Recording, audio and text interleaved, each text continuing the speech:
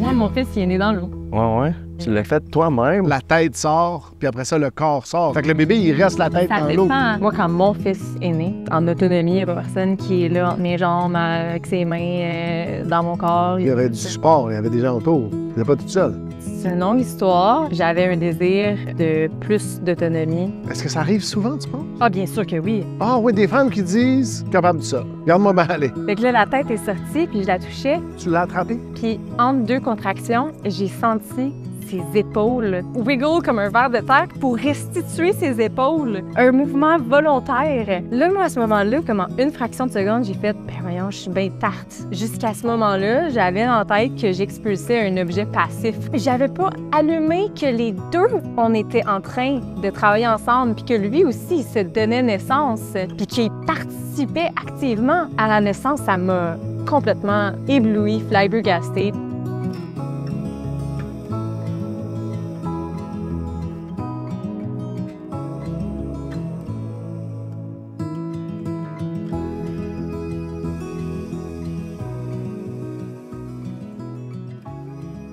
Yo, what's up pour de vrai? On est back cette semaine. Merci encore de tune in. C'est votre boy Genty avec mon co-host Manny Setso. Fait comme vous savez, si vous avez écouté les anciens épisodes. Si on peut écouter, allez les écouter. Ouais. Ou même abonnez-vous à Patreon si tu veux les voir d'avance 6 semaines. Shameless plug. Mais ouais, fait que Manny, il attend un enfant. Fait que c'est ça. Fait que là, on a décidé de recevoir une. En tout cas, le nom. Vas-y, attends, vas-y. Une Douma. J'étais pas loin. Doula, j'étais pas loin. Doula, ça me rend pas en tête ce mot-là. Doula, accompagnante à la naissance, c'est beaucoup plus facile. Fait que c'est ça. Moi, honnêtement, je m'y connaissais pas. Je dis ça à chaque épisode, mais je m'y connaissais pas. Pas en tout, mais toi, vu que ça fait quasiment. Ça fait 9 mois. Ouais, fait que c'est. Ça fait 9 mois, ben mettons 8 mois que. Je fais même pas de recherche, mais ma femme, elle en fait, elle, des recherches. Fait qu'elle me les partage. Puis elle veut faire ça avec une sage-femme. Avec une sage-femme qui est pas une doula. Ouais. On va l'apprendre aujourd'hui. Fait que même moi, j'ai été comme éduqué à ce niveau-là. C'est ça. Toi, tu m'avais dit, on reçoit une sage-femme. T'as mal compris. Fait que c'est ça, mais c'était très intéressant. Fait que si vous pensez avoir des enfants, si vous avez eu des enfants, je pense qu'il y a des questions à se poser. Puis Marie-Miel, qui est le nom de notre invité, amène des réflexions intéressantes même sur comment on peut regarder notre naissance en rétrospective. Ouais, vraiment. Ça va être une belle. Je sais que vous allez aimer cette conversation-là. Il y a aussi Manny qui est arrivé 1h30. Il y avait un petit imprévu. Il est arrivé 1h30 de retard. Fait qu'on a eu le temps de jaser en masse. On est même allé chercher des sandwichs au poulet. Ils m'ont sauvé la vie. Mais on a eu des belles. J'ai eu une belle discussion avec Marie-Miel. Justement, on a eu 1h30 sur son aspect spirituel puis sa vision sur la spiritualité. On en touche un peu à la fin aussi. Fait que ça t'intéresse, rends-toi jusqu'à la fin. Vic, toi, qu'est-ce que t'as à dire? On va aller le voir. C'était Victor-là, la légende. On s'en va voir Victor vite. Après ça, on commence l'épisode en feu. Merci encore de tuner in cette semaine. Je viens de le dire, mais je le redis parce que vous êtes les meilleurs. Ciao. Hey man, c'est bien nice là, mais ma blonde m'envoie 6 reels à chaque 30 minutes. Ça va être beau là. Qu'est-ce que tu fais, Vic, man? Ça, c'est ce que les entreprises au Québec font avec leur budget publicitaire et leur budget marketing. Ils font littéralement, ils pognent un briquet, ils mettent le feu dedans. Pourquoi? Parce qu'ils lancent de l'argent en publicité sur Facebook, sur Google, peut-être qu'ils font un peu de contenu, mais ils n'ont comme pas de système d'acquisition de clients qui est clair. Tu sais, c'est comme, il y a des entreprises qui écoutent le podcast, peut-être qu'eux, qu'est-ce qu'ils font, c'est qu'ils font du contenu. Il y en a d'autres qui vont faire de la publicité. Mais il n'y a personne qui est capable d'avoir un système d'acquisition de clients en place où est-ce qu'ils ont de la publicité, puis ils ont du contenu, puis les deux se parlent à leur amener des clients. Fait que la pub leur amène des nouveaux clients, puis le contenu fait en sorte que ces futurs nouveaux clients-là, ben, se sentent comblés, se font mettre en confiance, puis ça les aide à les closer plus facilement. Puis toi, qu'est-ce que tu fais de différent, mettons? Exactement. Fait qu'avec Partenaire.news, ce qu'on a bâti comme système, c'est un système d'acquisition de clients qui est complet. Fait que pour n'importe quel entrepreneur ou entreprise qui regarde le podcast en ce moment, qui viendrait à nous contacter, ben nous, ce serait de regarder en ce moment qu'est-ce qui est fait au niveau du marketing, comment est-ce qu'ils acquièrent leurs clients. Est-ce qu'en ce moment, ils ont besoin d'aller chercher des employés, c'est la main-d'œuvre leur problème? Est-ce qu'en ce moment, c'est d'aller chercher des clients? Maintenant, est-ce qu'ils font déjà du contenu? Parce qu'il y en a qui ils vont déjà rouler des pubs, mais si tu fais juste rouler de la pub, tu mets de l'argent, mais tu fais pas de contenu derrière, mais il y a tellement de monde qui roule de la pub que t'es juste vu comme un autre. Tu sors pas du lot, t'es pas vu comme la référence. C'est comme si tu prenais le briquet, tu mettais le feu dans ton 20$. Faut qu'il y ait une stratégie maintenant parce qu'il y a tellement de monde qui font des pubs maintenant que c'est plus comme avant. Là. Avant, sûrement il y a 5, je connais pas tant ça, mais il y a 5 ans, tu faisais une pub là, sur Facebook, ça pognait au bout là, avec une vieille image PNG. Là. Exact. Tu mettais genre 20, tu prenais le 20$, tu le mettais, puis t'avais des clients qui venaient comme ça avait pas de sens. Maintenant, si tu mets 20$ puis que t'as rien derrière, bon, ben, tu prends ton 20$ puis ils s'en vont. Puis ce que la majorité des Québécois font, puis des entreprises au Québec, c'est qu'ils prennent le 20$, ils le mettent là, puis c'est comme s'ils jouaient à roulette russe. Ils espèrent qu'il y a un 200$ qui va atterrir du ciel. Mais tu sais, si tu prends un 20$, Jay, là, puis tu sors sur le balcon, puis tu le lances en arrière, c'est quoi les chances qu'il y ait 200$ qui te font dans tes mains? Pendant des zéros, right? Ouais. Ben avec Dieu, des fois on est blessé, là, mais. Avec Dieu, on est blessé, mais dans le cas d'entreprise, bye. Ouais, ça vaut ça. Fait que c'est ça qu'on fait concrètement chez Partant.io. Fait qu'on aide les gens qui font déjà de la publicité à optimiser leur pub et en rajoutant du contenu. Ou s'il y a des gens qui font déjà du contenu mais pas de la pub, on les aide à ce que leur contenu devienne payant en faisant de la lead generation. Alright, fait que si vous autres aussi, vous voulez faire affaire avec des experts en acquisition client, c'est partenaire.io que ça se passe. C'est le premier lien dans la description. Cliquez là-dessus, puis contactez notre boy Victor Saint-Georges. Au plaisir. Alright, on retourne à l'épisode. Bonne écoute. Merci encore. Fait que là, on est là. J'en ai jamais bu de ma vie. Moi, par principe, pour vrai. C'est pour ça que je t'avais dit. Parce que dans le fond, Manny est arrivé en retard, il y a un petit imprévu. Fait que là, on a chillé pendant quasiment 1h30. Elle a amené des fruits, Marie-Miel, merci. Elle a amené des kombucha. J'étais comme, attends un peu, on va les garder pour quand Manny arrive. Je suis sûr qu'il va juger ça. Il juge si tu prends le poulet teriyaki au Subway. Là. Fait que d'après moi, si tu prends du kombucha, là. Moi, j'ai les champignons. Puis ce qu'on m'a expliqué, c'est que c'est des champignons fermentés, genre. Mais ça goûte pas champignon. C'est plus le principe, enfin. Ça a plus comme un goût. Est-ce que j'y goûte? Est-ce qu'on. Ben oui. J'y goûte. Ben oui, que dis. OK. Fait que ça, c'est hibiscus et églantier. Island Mango, d'après moi, c'est celui-là que tu vas le préférer. C'est lui que tu m'as offert au début, puis romarin, puis membre de sauge. Clear Mind. On va se prendre des fruits? Bien sûr, c'est des. C'est quoi ça? Ça, c'est Des figues. des figues. Ils sont toutes bio, puis. Ça se mange direct de même? Ouais. T'as jamais mangé des figues sèches? T'as jamais mangé des figues sèches? D'habitude, on les mange sèches, c'est plus rare. Pas de. Je viens de Lévis en même temps. Oui, donner ça. Ah, c'est bon. Je les ai pas C'est goûtés, très bon. celles-là, mais. On va voir maintenant. Rise, ça vous tente de nous commanditer ou peut-être que vous allez dire non, jamais de la vie.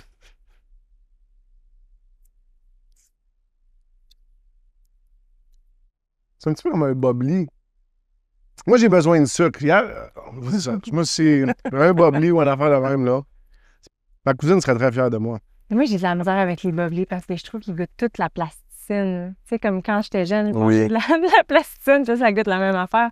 Mais Ça va être bonne, c'est des petites bulles. c'est ça que je disais à Jérémy, que j'ai arrêté l'alcool il y a à peu près 3-4 ans. Puis, je suis comme fan des kombucha depuis. Ça ressemble plus comme au goût du vinaigre. Je pense que t'as J'aime pas ça, mais je suis comme accro. C'est... Ça grow on you. Non, mais le aftertaste est meilleur que... Tu sais, comme dans les parfums, t'as comme les top notes, puis... Quoi, tu as essayé? Ben là, c'est ça. C'est la première fois que je vais prendre de la théine. C'est pas de la caféine, mais c'est pas mal la même Vrai, affaire. toi, t'étais libre. Depuis 4 mois. Mais je vais y goûter pour t'encourager. Une gosse. Si tu se passes sur une dérape, c'est juste café demain matin. C'est bon. Moi, j'aime ça. J'ai toujours aimé ça. Pour vrai? Je connais ça le lendemain de brosse, moi, dans le temps. OK. Moi, que Maggie, là, sous quoi? Sous ou quoi? C'est notre thing. Fait Des que vous kombucha. souliez puis une kombucha le lendemain. Ben, tu te sens en santé, tu sais. Ben oui. Alright. Bon, ben, sur ça, on est avec Marie-Miel. Veux-tu te présenter? Ben, je m'appelle Marie-Miel, Isis Maël, Filion Boulet, maman, une femme, une humaine, une douleur, une accompagnante à la naissance, une citoyenne engagée. Et là, je suis sur une mission d'apporter de la lumière au sujet de la naissance et de ce que ça pourrait être versus, ou en fait, ce que ça devrait être OK. versus comment ça se passe en ce moment dans l'hégémonie. Ouais. Ouais. Est-ce que c'est quelque chose qui te passionnait ou qui était une cause que tu avais à cœur avant la naissance? T'es la mère de 1, 2, combien? Un. Ouais. Un garçon ou une fille? Un garçon. Tu as quel âge? Presque 5 ans. Presque 5 ans. Ouais. Donc, c'est quelque chose qui tenait à cœur avant ou si ça a commencé là? Ben écoute, comme je disais à Jérémy, moi j'avais étudié à l'UQAM, j'ai été 3-4 ans à Montréal, puis j'avais fait un certificat en études féministes Ah. à l'UQAM. Avec Anne-Marie? Oui, exactement. Non, oui, vous C'est connaissez? Shout Anne-Marie. Ça serait le fun que tu reviennes, Anne-Marie. Si vous voulez un épisode 2 avec Anne-Marie, commentez-le dans le chat. Écrivez-lui à elle. Dans le chat. Fait que t'aimes ça finalement? Je sais pas. Bref, j'avais fait un squelette de recherche sur l'androcentrisme dans les sciences obstétricales. Comment est-ce que les... Attends. Go. Quoi? Ta position sur l'androcentrisme dans les sciences médicales. Puis après ça... Attends. Ça serait... C'est andro, tu sais c'est quoi? andro. Ouais. C'est quoi andro? C'est le contraire de miso. OK. Fait que c'est anti-A? Non, anti-femme. Ça parle des hommes. OK. Misogyne, dans le fond, c'est tailler les femmes. Ouais. Fait qu'andro, c'est... Tailler les gars. Non, mais tu pourrais pas andro. Même là, c'est dit qu'on part dans une autre conversation. Je suis toujours dérapé les affaires. Excuse-moi. Tu sais, c'est quoi les études? C'est quoi le biais androcentrique? Dans les sciences obstétricales, fait que ça, c'est comme la manière, universitaire de le dire. Mais en nous deux, c'est comment est-ce que les hommes se sont appropriés le métier de sage-femme puis qui ont rendu ça plus difficile pour les femmes de donner naissance. Fait que j'avais fait un travail là-dessus, puis j'avais pas... tu vois, à ce moment-là, moi, j'avais encore le récit de ma mère qui me dit que je suis née, puis ça a pris 32 heures, puis c'était donc bien douloureux, puis que c'était donc bien absolument horrible. Puis je me disais, je veux pas avoir d'enfant, ça va l'air de bien trop faire mal, puis j'étais une moumoune, j'ai pas une grande tolérance à la douleur. Puis à ce moment-là, ça a comme enlevé comme une couche de faire ce travail-là, puis de réaliser que il y avait un quiproquo, en fait. Qu'est-ce que la société me disait de la naissance n'était pas nécessairement qu'est-ce qui était la réalité. Puis là, en donnant naissance à mon fils, puis en me préparant à donner naissance à mon fils, et toutes les déconstructions qui en ont découlé après, quand j'ai décidé d'accompagner les femmes à mon tour, ça a été, c'est ça, d'autres réalisations de comment est-ce que les quiproquos, tu pensais que c'était ce que c'était, mais c'était pas ce que c'était. Il était encore plus grand que ce que j'avais imaginé, tu sais. Mais, fait que ma question, c'est ça, mais l'impact des hommes. Le fait de, tu sais, mettons, moi, ma grand-mère est née en 1917, puis elle était fille unique, puis à son époque, c'était comme... C'est rare. Unseen, là, c'était jamais vu. Puis elle, c'est parce que sa mère est morte à la naissance, dans le fond. Je pense que l'autre femme que son père y a remarié, elle était prête d'avoir d'enfants. Une affaire de même. Mais aujourd'hui, tu sais, cette réflexion-là que tu nommes, tu sais, de « Ah, je veux pas avoir d'enfant ». Tu sais, comme si c'est pour être 32 heures, si c'est pour être ça l'expérience. Puis là, j'essayais juste de faire une corrélation dans le temps. Mettons, est-ce que à peu près à la même époque où on a le déclin des taux de naissance au Québec, en tout cas, c'est une corrélation, mais c'est peut-être pas nécessairement explicatif, mais puis tu as la montée justement de la médecine où est-ce que ça devient comme super précis, puis sage-femme, pas sage-femme, dans le fond, là, tu sais, d'introduire les docteurs. Bien, c'est sûr, comme je te dis, c'est sûr que, mettons, juste si tu regardes l'état des choses en ce moment, le taux de césarienne au Canada, c'est de 33,4, je pense. Ça, c'est une femme sur 3. Ah ouais? Une femme sur 3 en ce moment. Ça, c'était 2022-2023 ou 2023-2024. À ça s'ajoute un 12,4% de naissances instrumentales, fait que par forceps ou ventouse, mais par voie vaginale. Fait que les deux ensemble, tu te ramasses avec un 46% de naissances. Ça, c'est presque une femme sur 2. Ouais. Ou est-ce qu'il y a une intervention majeure au bout du compte? Parce que, donc, moi, comment tout ça a commencé, en tout cas, mon éveil à ça, ma femme est enceinte, puis elle décide d'aller dans une maison de naissance avec une sage-femme. J'avais zéro opinion, je ne m'étais jamais posé la question. Puis elle me parle de ça, des césariennes. C'est ça que je trouve fascinant. La raison pour laquelle ils le font, c'est parce que ça vient comme des États-Unis, puis aux États-Unis, tu as le liability, donc tu es responsable si ça tourne mal en médecine, puis il y a moins de risques. C'est plus simple de dire, bien, on coupe, on sort le bébé, on recoue. Il y a moins de risques pour le médecin qui accouche l'enfant, dans le fond. Mais il y a zéro préoccupation, zéro considération pour c'est quoi l'impact sur la femme. Puis ce que ma femme me disait, c'est, grosso modo, après 3 enfants, tu peux plus avoir d'enfants. Si tu as eu des césariennes, t'es faite. C'est ça que je m'en venais avec. Parce que ça devient de plus en plus dangereux, parce que tu réouvres à chaque fois. Ouais. Mais le problème, c'est que, c'est comment on arrive à ces statistiques-là? Comment c'est possible? Ben, je pense que c'est ça, mais c'est juste des considérations comme d'analyse. Je parlais à une dame qui vient du Brésil, qui vient à notre église, puis elle me disait, Au Brésil, ils font juste des césariennes. La phrase qu'elle m'a dit, puis bon, le portugais, c'est son premier langage, puis elle m'a dit, c'est pas chic d'accoucher au Brésil. C'est vu comme ça, c'est pas chic. C'est comme c'est un petit peu loser. Ça me fait beaucoup de peine de voir ce qui se passe au Brésil. C'est dans les hôpitaux privés, ils sont proches d'un taux de césarienne genre de 90% dans les hôpitaux privés, puis dans les hôpitaux publics, c'est à peu près comme 50. Mais c'est très, très, très... C'est comme... c'est un extrême, là, mais c'est une version exagérée de ce qui se passe ici, mais les mêmes mécanismes de mythes, de désinformation, de femmes qui sont dépossédées de leur pouvoir, puis qui, en fait, vivent et appréhendent l'expérience de l'enfantement comme une horreur, un passage obligé. Et ils ont tellement entendu d'histoires d'horreur, de naissance vaginale aussi, qui ont été traumatisés presque. Tu sais, on est conditionnés. Mais comme quoi, mettons, c'est quoi qui peut se passer? Comme je connais. Mais... Pourquoi il y a autant de césariennes? C'est une bonne question. Je suis contente que. Parce qu'honnêtement, je connais pas grand-chose.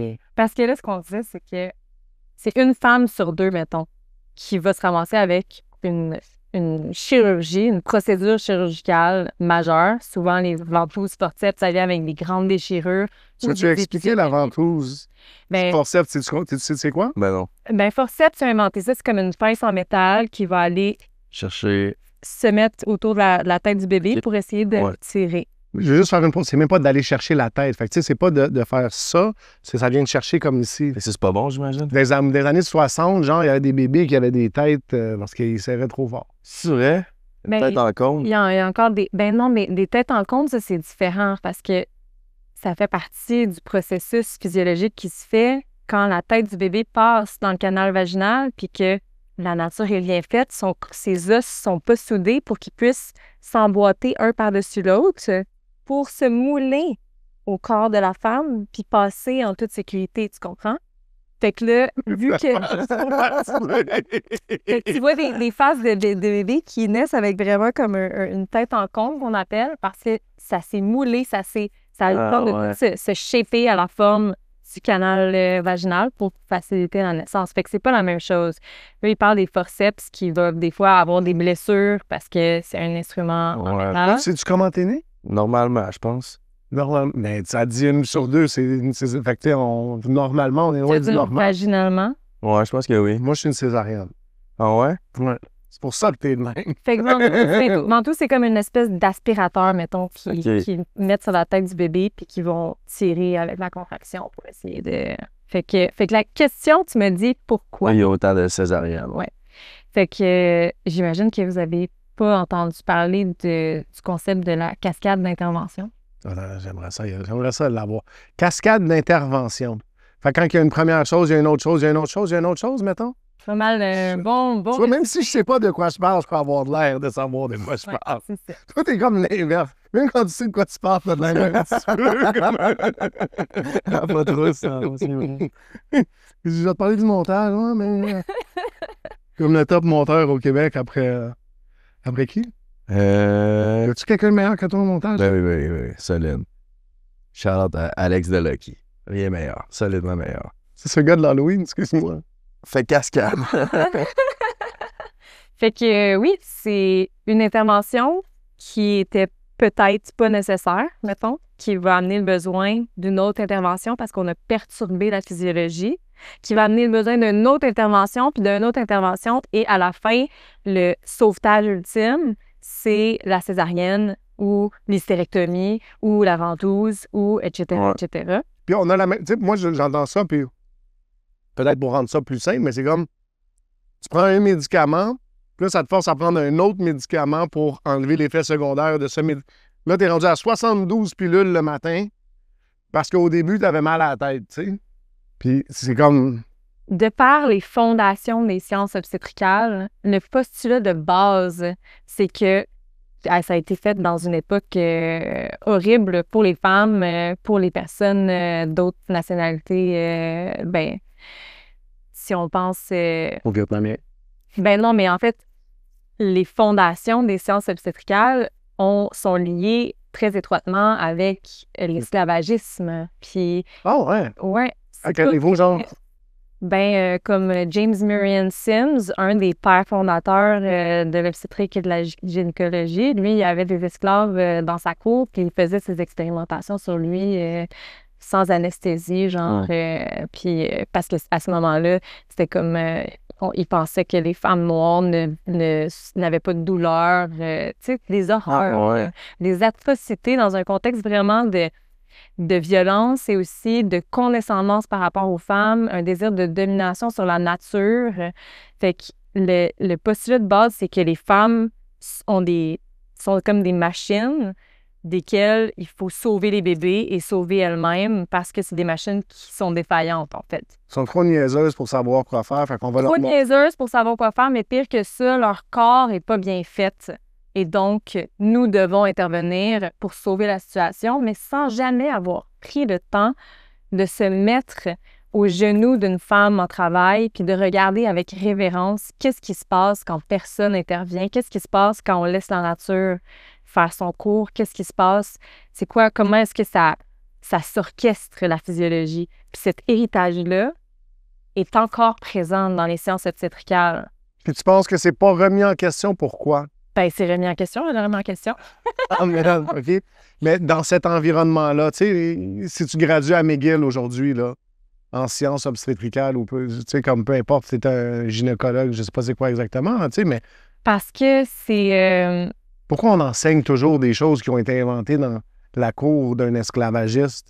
Ben, je pense que c'est sûr que ça a évolué, certainement, parce que la médecine a évolué aussi, mais les fondations, la pensée, les structures, là, d'où vient la connaissance, c'est la même chose. Il y a encore des livres que ça fait longtemps qui ont été écrits, puis que c'était dans ce contexte-là.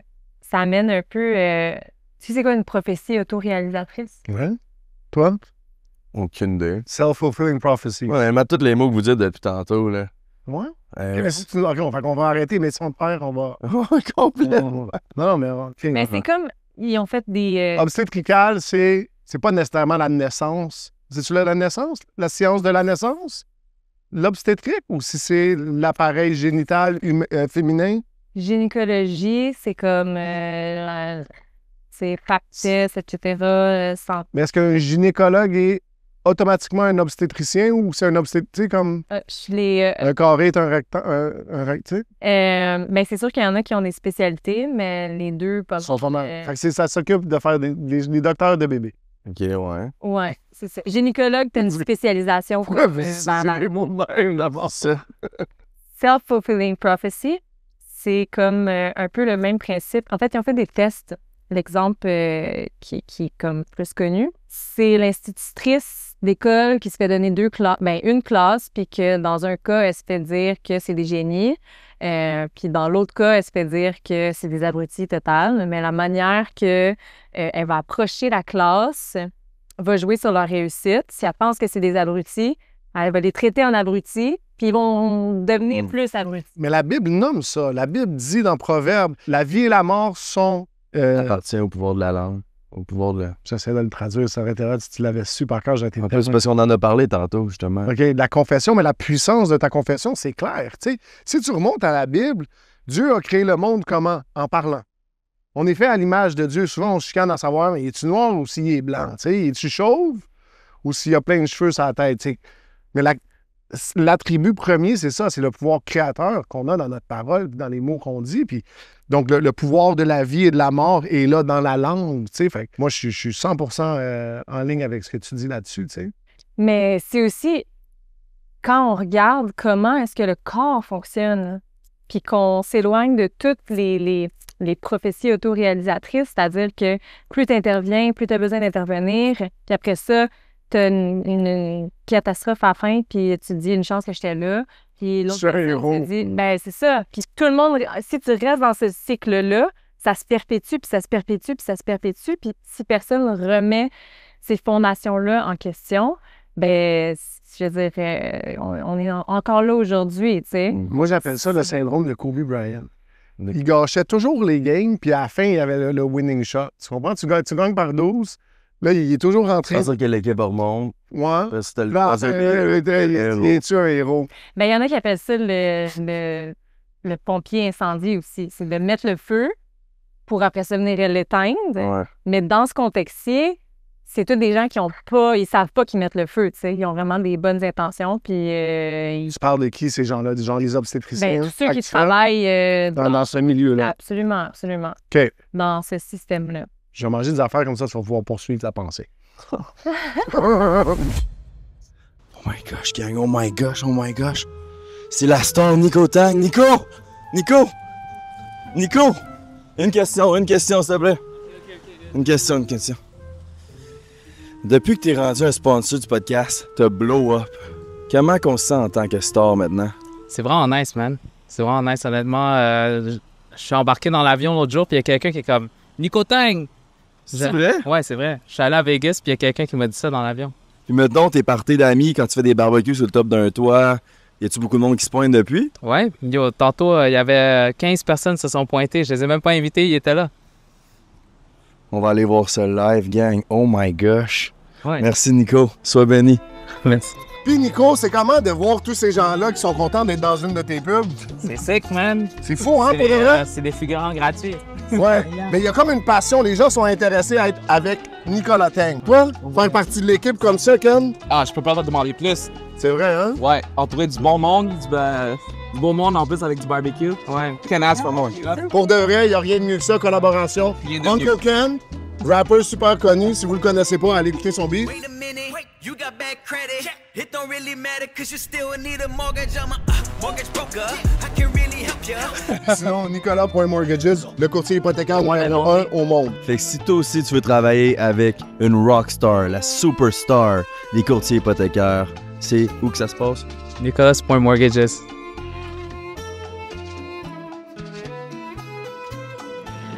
Mais juste si tu regardes qu'est-ce qui se passe dans des naissances qui sont pas perturbées. Fait qu'il n'y a pas d'intervention. Puis là, après ça, on pourrait, je dirais, le comble de la perturbation, c'est une naissance à l'hôpital, mettons. Puis après ça, une naissance en maison de naissance, il y a quand même des interférences. Puis je sais que les sages-femmes, les maisons de naissance, c'est pas la même game que l'hôpital, là. C'est beaucoup, beaucoup, beaucoup mieux. Mais j'ai quand même des critiques à leur adresser au niveau de comment est-ce que ça se médicalise, comment est-ce qu'ils deviennent de plus en plus interventionnistes, parce qu'ils sont aussi... Sous l'égide du système de la santé. Oui. Et hiérarchiquement, sous les obstétriciens, si on peut dire. Puis moi, ça, c'est quelque chose que je trouve qui est absolument problématique, que les sages-femmes sont les gardiennes, sont supposées être les gardiennes de la physiologie de la naissance, puis ils comprennent comment le corps fonctionne. En tout cas, puis il y en a justement qui, dans leur pratique, s'éloignent de cette connaissance-là, puis vont plus vers la peur puis l'intervention. Ah ouais? Oui, mais... Attends, t'avais une question? Mais je veux dire, c'est quoi la différence entre une sage-femme et aller à l'hôpital? Je peux... Oui, vas-y. Je vais commencer avec la version basic, puis tu nous donneras la version plus... parce que j'y ai réfléchi, puis c'est vraiment, selon moi, là, c'est la différence entre être chrétien puis être catholique. Non, mais je te l'explique comme ça pour le vrai. Parce que... ce qui va là-dedans? Non, mais tu as une relation avec ta sage-femme. Fait que ta sage-femme... Tu sais, moi, je le vois, là. Tu sais, nous autres, on avait 2 sages-femmes qui étaient en charge du dossier, dans le fond. Parce que la fille, elle ne peut pas travailler 24 heures sur 24. Fait qu'elles alternent 24 sur 24 parce que tu sais pas quand est-ce que la fille va être chez genre. Fait que shout-out Mireille puis Karine. Mais on n'arrête pas de parler avec la même personne. Si t'es déjà à l'hôpital, là, si tu fais une journée à l'hôpital, tu as 6 infirmiers. Est-ce que tu te souviens de l'histoire de Catherine qui disait, après avoir perdu le bébé, Ouais, elle qui a été victime de viol, puis tu as 8 docteurs qui rentrent dans un espace de 4 heures. Ouais. Tu as toutes ces personnes-là qui t'expliquent pas trop qu'est-ce qui se passe. Madame, ouvrez vos jambes, bam, OK, on veut voir, je vais mettre un doigt, sors une machine, donne un coup ici. Tu sais, la religion, là, on parle de... Mais c'est ça, c'est que c'est bam, bam, bam, puis il n'y a rien de personnel, alors que moi, je l'observe, là, tu sais, la relation est incroyable, puis moi, j'ai même fait une remise en question. Je suis allé passer l'échographie.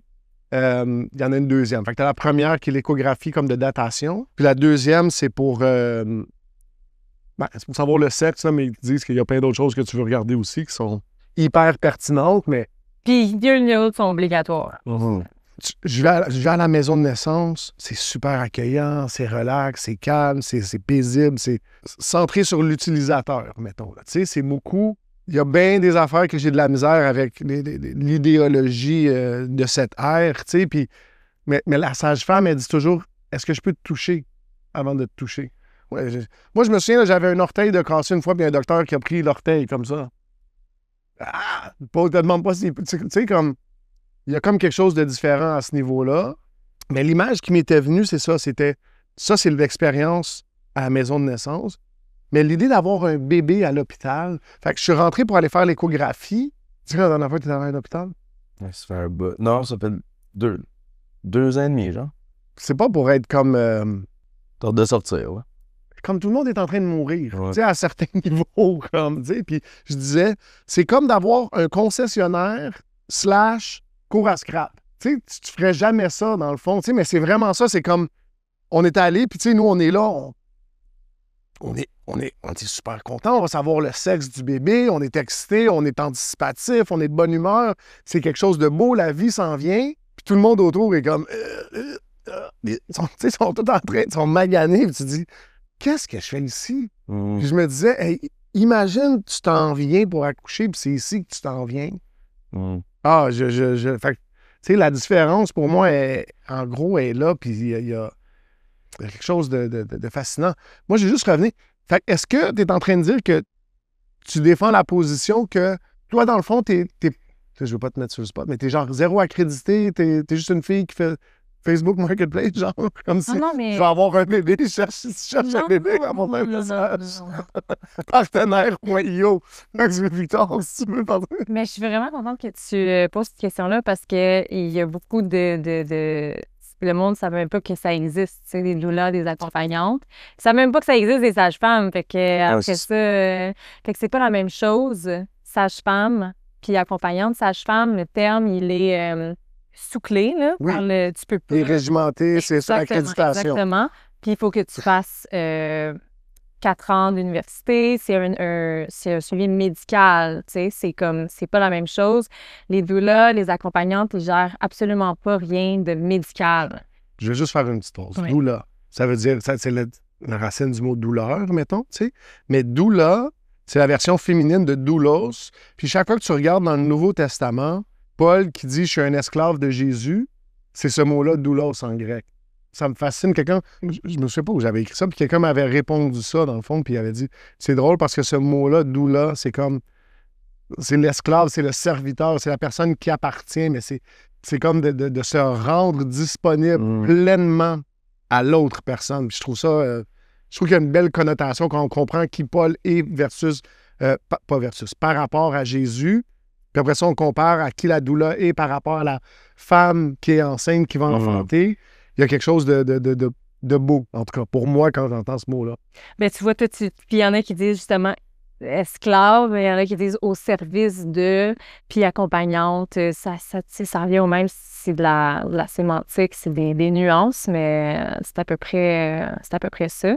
Fait que, tu sais, moi, je prends c'est un accompagnement holistique, psychologique, émotionnel, logistique, au niveau c'est d'aider à déconstruire toute la programmation qu'on a depuis qu'on est jeune par rapport à la naissance, à se faire bombarder d'images de femmes sur le dos, les pattes sur les étriers, en train de gueuler leur vie, puis à vraiment pas aimer leur expérience, tu sais. Fait qu'il y a beaucoup de place pour reconstruire une confiance en notre corps. Puis on a beaucoup de raisons d'avoir confiance en notre corps une fois qu'on prend un moment pour regarder comment il fonctionne. Puis quand on comprend comment il fonctionne, c'est là qu'on peut trouver des manières de bien le supporter dans son fonctionnement optimal. Oui, et puis moi, je suis d'accord avec toi, mais même pas juste au niveau des femmes ou de l'enfantement. Là, je veux dire, en tant qu'être humain, là, il y a plein d'affaires qu'on fait que c'est comme, OK, mais pourquoi on fait ça? T'sais, tantôt, tu parlais avec Rox, puis tu disais, on n'a pas besoin de manger tous les jours. Tu sais, jeûner, mais si tu dis ça, hey, j'ai pas mangé 3 repas aujourd'hui, vas-tu mourir? Tu sais, je jeûne, j'ai jeûné une journée. Là, le monde dit, déjeuner, c'est le plus important. C'est dans une le secte. plus important, ouais. Ouais, tu sais, c'est ça. Pourquoi c'est le plus important? Parce que ça a été marketé comme ça, tu sais. je t'écoute, puis l'idée m'était jamais même venue que tu peux avoir un bébé, genre, hors système. Intéressant. Ben oui. En fait, il y a plein de femmes, ben plein. Ça reste un phénomène assez marginal, mais il y a des femmes qui souhaitent plus de souveraineté, d'autonomie, qui se sentent pas satisfaites des choix qui leur est offert, mettons, même dans avec la sage-famerie, puis que les limitations des sages-femmes, puis certaines tendances à... C'est quoi les limitations, mettons? Ben, il y en a de plus en plus. C'est comme si ça se resserre. C'est des... Tu as des complications? Est-ce que ça Mais peut mettons, se faire? Ouais. Pour te donner un exemple de... Moi, je suis née avec les sages-femmes. J'ai eu cet héritage-là. Ma mère a donné naissance à moi et à ma sœur dans une maison de naissance qui était un projet pilote. Qui était nouveau, c'est ça, parce que ça a été comme... Née en 96. Parce que je vais peut-être juste donner le contexte historique, tu sais, mais c'est pour ça que je posais la question tantôt, mais pendant longtemps, il y avait des sages-femmes qui enfantaient au Québec. C'était comme commun, genre, parce qu'il n'y avait pas tant de docteurs que ça, puis les gens restaient loin en campagne, puis il y avait la Madame Saint-Jean, mettons, là, tu sais, que c'était elle qui s'occupait de faire ça au village. Tu sais, si t'as 12 familles qui ont 10 enfants chaque, ben à un moment donné, après 100 enfants, tu commences à avoir une bonne réputation, tu sais. Et si tu les dates historiquement, puis à un moment donné, on dit c'est fini, puis là, fin des années 90, moi j'aurais pensé au début des années 2000, fait que je me trompe un petit peu. Est-ce que tu connais l'histoire un petit peu de... Ben, c'est drôle parce que, puis ça revient un peu à l'observation que certaines accompagnantes, certaines actrices du milieu font que la pratique sage-femme se médicalise. Il y a un livre qui a été écrit par Hilary Marland qui s'appelle The Art of Midwifery, puis qui retrace l'histoire de la sage-famerie sur 1500 ans en Europe. Une sage-femme avait une citation d'elle que je me rappelle qui disait... Dans ce livre-là, en fait, ce qui est décrit, c'est un cycle de 150 ans où est-ce que les sages-femmes servent en dehors du système, servent les femmes, se font persécuter par l'État, se font envoyer des lettres, se font mettre en prison, se font donner des amendes. Fait qu'il y a une répression qui est là. Et à cause de la répression, ils se mettent à militer pour que ça soit reconnu, réglementé, légalisé. Et là, une fois que la pratique est légalisée, puis que les sages-femmes sont rendues dans le système en tant que tel, là, ils servent des sages-femmes du système et de l'institution qui est mise en place pour se débarrasser des sages-femmes qui, elles, ont resté, n'ont pas voulu embarquer. Puis une fois qu'il ne reste plus de sages-femmes underground, si on peut dire, ben à ce moment-là, elle, ce qu'elle dit, c'est qu'ils se débarrassent des sages-femmes, mais la lecture qu'on peut en faire dans un contexte moderne, c'est ils la rendent un peu, pas rendue là, mais si on regarde où est-ce que ça s'en va, peut-être, c'est de la rendre un peu obsolète par rapport à ses fondations, par rapport à ses valeurs profondes, puis la médicaliser, tu sais. Jusqu'à temps que les sages-femmes qui sont dedans, mais ils se disent, ben là, ça me rejoint plus. Ils débarquent, ils font autre chose ou ils reviennent underground. Il y a un mouvement qui se fait, la pratique se ré-undergroundise. Mais est-ce que fondamentalement, une sage-femme, c'est underground? Non. Marginal? C'est-à-dire que le sage-femme, ça dépend c'est quoi ta définition, mais là, en ce moment, le terme sage-femme, ça représente les... Oui, l'ordre des sages-femmes, oui, je comprends. Exactement. Mais si on regarde dans un contexte plus historique, puis si on le prend, mettons, après ça, on le définit dans l'Ouest, là, tu sais, en Europe, en Occident, au Canada, en Amérique du Nord, est-ce que fondamentalement, c'est toujours underground un petit peu? Bien, c'est des femmes qui sont au service des femmes pendant l'enfantement à différents degrés de compétences médicales selon les époques. Je suis en train de traduire un épisode de l'anglais au français pour le mettre sur le balado. Puis ça retrace, c'est un chef-d'œuvre. C'est vraiment une perle. Ça a été fait dans le Canada anglais.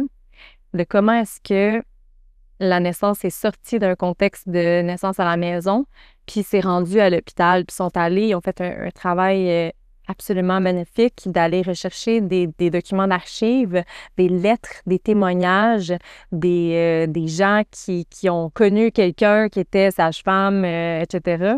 Puis ils racontent ça. J'ai vraiment hâte. Parce que, mais, je veux dire, tu sais, pour répondre ou pour donner une piste de réflexion par rapport à ma question, mais puis c'est ça que je disais tantôt, mais si tu remontes à il y a 100 ans, mettons, en 2025 aujourd'hui, 1925, tout le monde laissait à la maison, là. Il n'y avait pas presque, j'imagine. Non. Je dois t'avouer que les dates, là, c'est comme... Ben, sans rentrer dans les dates, mais dans l'ancien temps, mettons. Là. C'est quoi l'ancien temps pour toi, mettons? J'ai l'impression que vous autres, les années 70, c'est quand même... Ouais, c'est bien. Tu pouvais fumer des cigarettes en dedans. 1930, 1940, ça, c'est l'ancien temps.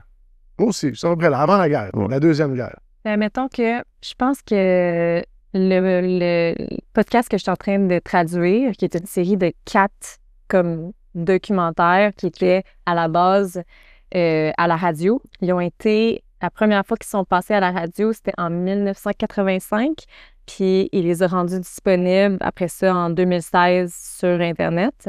Okay. Il me semble que ça concorde 1930, mais il faudrait que j'aille vérifier parce que, comme je te dis, les dates... C'est ce que je veux dire, à cette époque-là, tout le monde avait des bébés à... Ben, c'est ça. Ben, c'était ça. C'était un certain temps. C'était à la maison que ça se passait. Puis il y avait des femmes qui avaient des compétences de douceur, des compétences de patience, de soin. Puis il y avait une compréhension dans certains milieux avant que ça se médicalise dans notre contexte socio-géographique à nous. Une compréhension puis une révérence aussi par rapport à la naissance, comment ça se passe, comment est-ce qu'on peut, par des méthodes non évasives et douces, accompagner une femme. Mais c'est un suivi, c'était pas un suivi, je veux dire, c'était une connaissance ancestrale.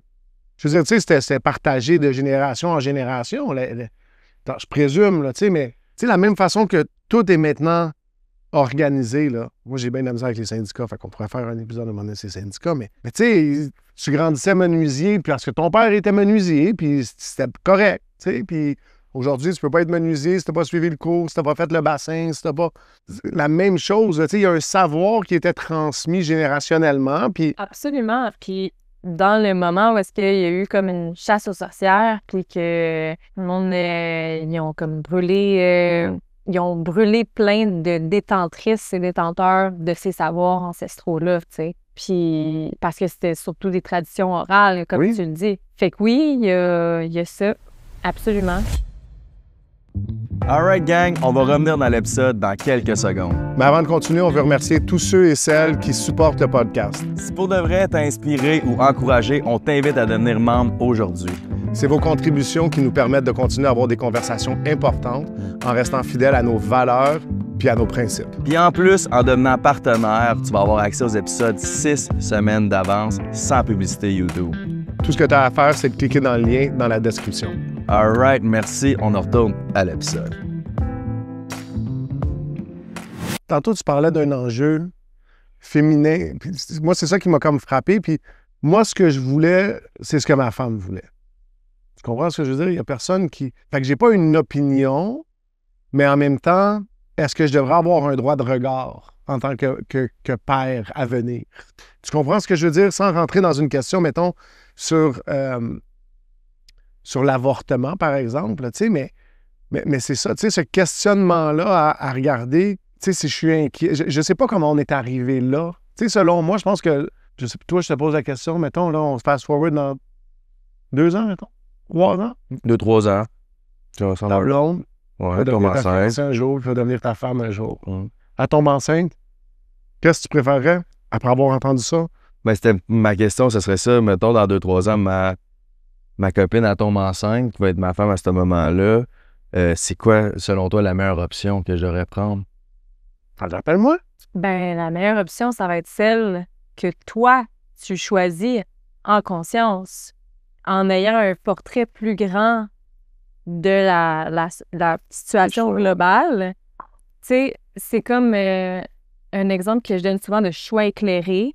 C'est les inductions. Là, ils induisent pour n'importe quoi, comme raison médicale et non médicale, comme il y a beaucoup de femmes qui se font induire. Est-ce que tu veux... Moi, j'ai appris ça. Enfin, moi, Induire, déclencher, c'est par des manières, des méthodes artificielles, essayer de déclencher le travail, de produire des contractions artificiellement, d'ouvrir le col artificiellement. Par exemple, ils vont utiliser du Cervidil, qui est un gel qui va venir essayer de maturer le col de l'utérus. C'est fait avec du sperme de porc, d'un ballonnet qui peut... Non, c'est pas... c'est plein de méthodes. Mais moi, un que j'ai appris, c'est qu'il donne un médicament qui est la même chose qu'il donne pour des avortements, dans le fond. Fait il provoque un avortement à 9 mois. Fait que de l'avortement, c'est de faire sortir le bébé. Ton bébé, il sort vivant. Oui, mais on ne va pas essayer de le tuer cette fois-ci, tu sais, fait qu'on va le laisser vivre. Mais c'est comme le même mécanisme de déclencher comme des rejet. Ouais, c'est ça. De flou. Le rejet du fœtus. Fait que tu pourrais en parler longtemps des déclenchements puis des conséquences sur la santé à long terme de bébé et de maman, autant au niveau physique que psychologique. Mais là, l'exemple que j'allais donner, c'est que dans cette infusion de peur, si, mettons, tu as un suivi avec ton gynécologue, ton obstétricien ou ton docteur, ce que les femmes rapportent qu'elles se font dire, c'est par exemple, après 42 semaines d'être enceinte, les risques de mortinescence doublent. Mortinescence? Mortinescence, c'est quand... De mourir à la naissance? Pas toi, mais le bébé, c'est comme un filter. Ouais, exact. C'est ça. Toi, t'entends ça, tu connais pas grand-chose à la naissance, tu connais pas grand-chose, tu sais, t'es comme... Tu fais confiance à la bienveillance d'un système, à la compétence d'un système. Puis là, t'entends ça, tu te dis « Oh my God, double, oh my God, augmente considérablement. » C'est comme... ça fait peur, tu sais. C'est comme « Wow! » Surtout que ça fait 42 semaines que tu portes le bébé. Tu veux pas qu'il soit... Oui, mais ils te le disent même pas à 42 semaines. Ils commencent à t'en parler vraiment avant. Là. Ils commencent à te proposer des inductions maintenant comme à 39 semaines sans raison, juste parce que... Parce que 40 semaines, c'est le terme régulier, c'est ça. mettons. Exactement. Okay. Fait que là, si tu te fais dire ça, là, toi, t'as peur, t'es comme « Ah! » Mais la réalité, là, c'est que si tu regardes les statistiques, l'étude à laquelle, mettons, ce médecin-là fait référence, oui, ça double, oui, ça augmente, mais ça augmente de 0,17 à 0,32 Quand tu as ça, quand tu as les chiffres, quand tu as réellement de quoi... Parce que c'est pas tout le monde qui a la même perception du risque non plus, tu sais. Une fois que tu as toutes les informations, tu peux plus choisir, OK, ben est-ce que je veux éviter ce risque-là de 0,32 à 42 semaines? Qu'est-ce que ça veut dire pour moi, une statistique? Est-ce que j'ai envie de me connecter à mon bébé, me connecter à mon corps, puis faire confiance versus aller vers toute la cascade potentielle d'intervention qui vient avec l'induction, le cytosine synthétique? C'est quoi le plus de semaines que tu peux rester enceinte? Ou qui est documenté, mettons? Ben moi, j'ai entendu dans des naissances en dehors du système 44 semaines. OK. Fait que c'est pas OK, je m'attendais à 48, 50. Non. Puis c'est comme, c'est assez rare. C'est rare. Puis aussi, bon, il y a des femmes qui sont sûres de la date de conception parce qu'ils trackent tout leur cycle, puis comme ils sont certaines de quand ils ont conçu, puis qui disent que c'est 44 semaines, mais il y en a aussi que c'est possible que ça soit pas nécessairement la bonne date. Puis de toute façon, les dates, tu sais, comme c'est pas important quand tu es connecté à ton corps, puis à ton intuition, puis à ta connaissance intrinsèque qui vient de toi, de ton pouvoir. Par exemple, si je prends mon exemple à moi, moi, j'ai donné naissance à 42 semaines et un jour.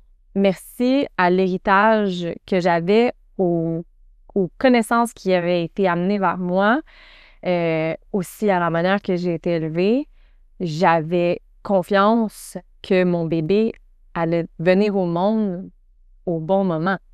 J'avais confiance que pourquoi mon corps, tu sais, je suis en santé, je prends soin de mon corps, tu sais, pourquoi est-ce que je douterais, en fin de compte? Tu sais, ils savent même pas au niveau de la science exactement c'est quoi la séquence de qu'est-ce qui déclenche la naissance, mais dans les théories les plus probables, c'est une substance qui est comme semblable au cortisol qui est sécrété par le bébé. Moi, la lecture que j'en fais, c'est que c'est comme C'est quoi le cortisol? l'hormone du stress, comme. Fait que c'est comme si le bébé, c'est comme, OK, mais là, je me sens comme à l'étroit. Je sais que tu ferais le temps que je sorte, tu sais. Puis ça va faire en sorte que ces poumons vont commencer à produire ce qu'on appelle la protéine surfractante A, qui va venir tapisser les poumons, à être libérée dans la circulation de la mère, hein, puis envoyer le signal au corps de la mère, OK, le bébé, il s'en vient proche d'être prêt. Toi-même, tu peux enclencher la cascade pour préparer ton corps à donner naissance, pour que les deux en même temps, vous soyez prêts. Il y a une communication entre les deux. Il y a une intelligence derrière ça, même si on la comprend pas nécessairement au niveau de la science puis des randomized control trials, ça veut pas dire qu'elle n'existe pas, tu sais. Fait que tous ces processus-là qui s'enclenchent, tout le corps qui se prépare, toute cette danse hormonale-là, quand tu induis cette intelligence-là, comme par exemple le fait que quand tu es proche du moment de la naissance, ton corps va commencer à produire de la relaxine. La relaxine, c'est une hormone qui va venir rendre tous tes ligaments plus gooey, plus étirés, plus flexibles, qui va venir... je me rappelle, moi, comme 2 jours avant la naissance de mon fils, je marchais, puis mes hanches faisaient comme clac, clac, clac, clac, clac, tellement c'était souple, tu sais. Puis ça va venir aider à l'élasticité de tes tissus, l'élasticité de ton périnée. Périnée, c'est comme ça rapport avec la naissance, là. C'est comme que ça s'étire pour que la tête du bébé puisse... Ouais, je suis sûr. Ouais, c'est ça. La piscine, je pense, c'est le nom qu'elle m'allait appeler ça. Peut-être que j'ai mis des mots dans sa bouche, puis je sais pas. C'est bref. Ben... Comment t'es la piscine dans le chat? Fait que tout ça pour dire que tous ces processus-là, toute cette relaxine-là, quand tu bypasses toute cette magie-là quand tu induis, par exemple, puis tu rends ça beaucoup plus difficile, en plus de toutes les conséquences de la médicalisation qu'on pourrait parler pendant 1 heure en tant que telle.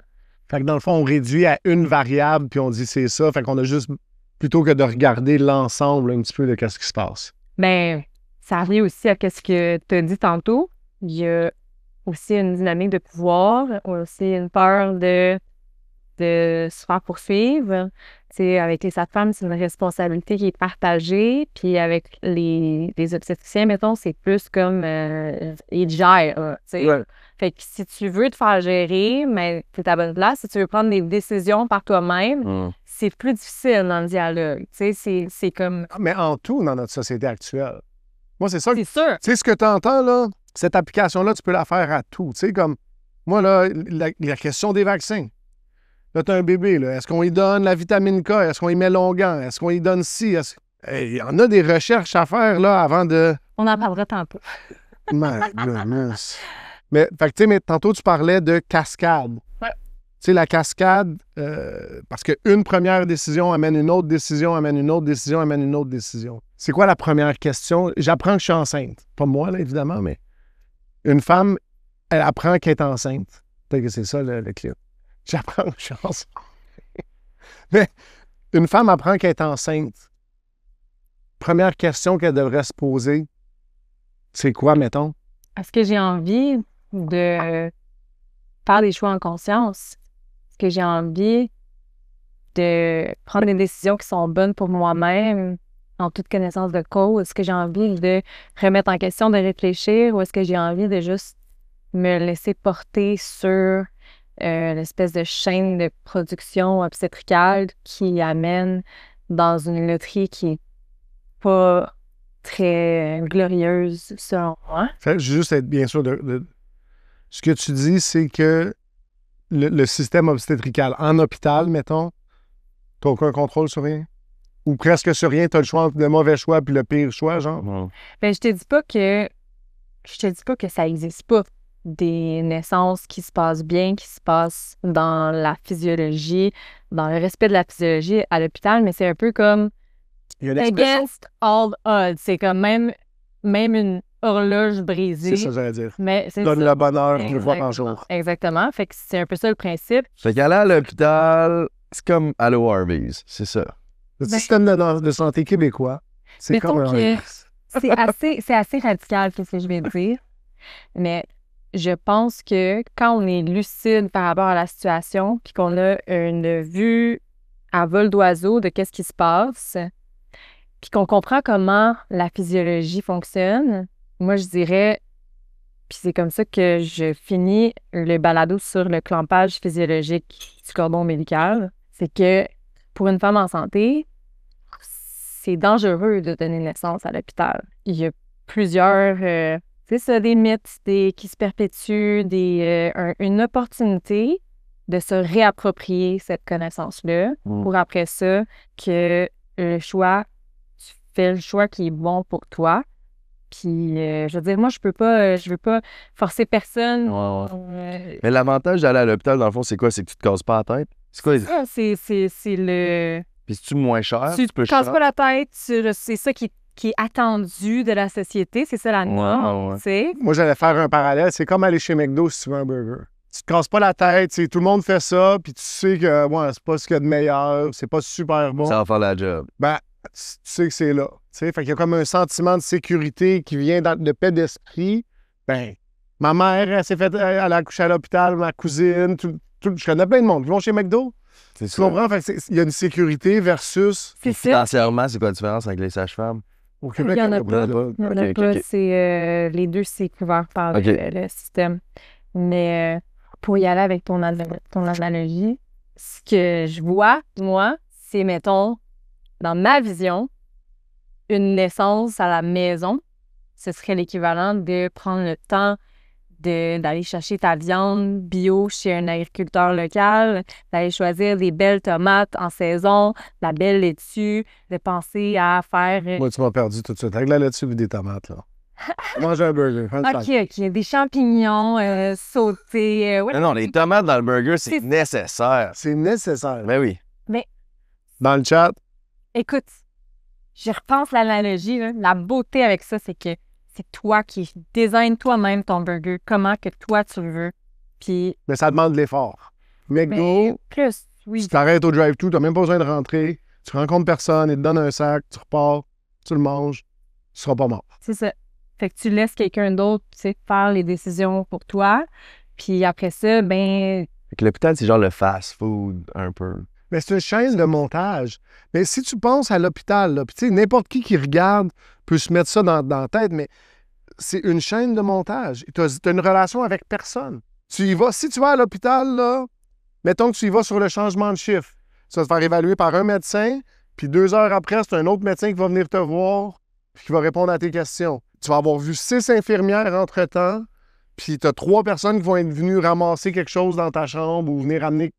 Puis t'es là, puis t'es client numéro 272. Puis on passe à toi quand on passe à toi, puis tu fites dans une échelle de priorité. Fait que t'es une femme enceinte, OK? Je présume, là. Est-ce que t'as plus que 35 ans ou, tu sais, est-ce que t'es une grossesse gériatrique? T'as-tu plus que, je sais pas si c'est 35 ans, peut-être que c'est pas la Oui, c'est là, mais 35 ans, oh, là, t'es à risque. T'es un problème parce que t'as 35 ans. Peu importe qu'est-ce que tu as fait avec ta vie, comment tu as pris soin de ton corps, ça, tu es à risque versus tu as 20 ans, mais là, non, tu pas à risque. Mais peut-être que, tu sais, c'est comme... C'est fou, l'hôpital, là. c'est sûr. Le système de santé, certainement au Québec, puis mettons, j'irais plus loin, là, tu sais, mais en Occident, il est comme... Il a périclité. Puis je pense que COVID est comme venu démontrer ça à plein d'égards. Puis on le voit dans... Mais tout le discours que tu tiens, on peut l'observer dans n'importe quelle autre branche de la médecine moderne, tu sais, on te bourre de stock, on facture, on te bourre, on facture, on te bourre.